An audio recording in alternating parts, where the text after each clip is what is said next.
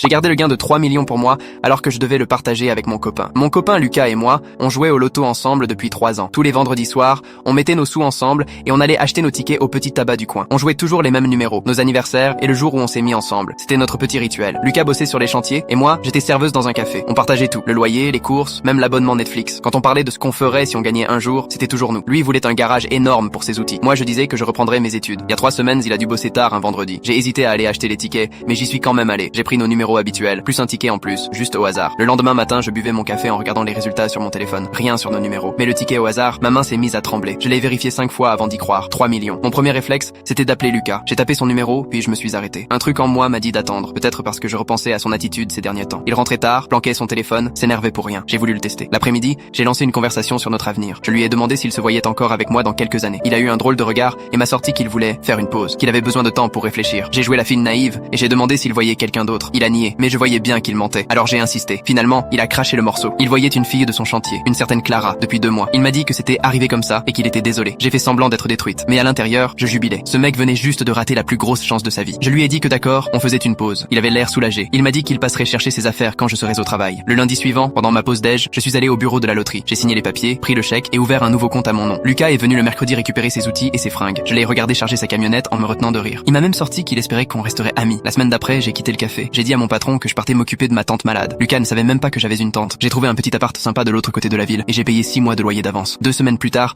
ma pote Elodie m'a dit que Lucas posait des questions sur moi. Apparemment, Clara l'avait largué quand elle avait découvert qu'il était fauché et qu'il dormait sur le canapé d'un pote. Il voulait qu'on se remette ensemble. Il m'a envoyé plein de messages me disant qu'il regrettait tout, qu'il pensait encore à moi, qu'il voulait rejouer au loto comme avant. Je n'ai répondu à aucun message. Hier, il est même allé à mon ancien appart. Ma voisine lui a dit que j'avais déménagé. Il paraissait paumé. Ce matin, j'ai bloqué son numéro. Lucas ne saura jamais à quel point il est passé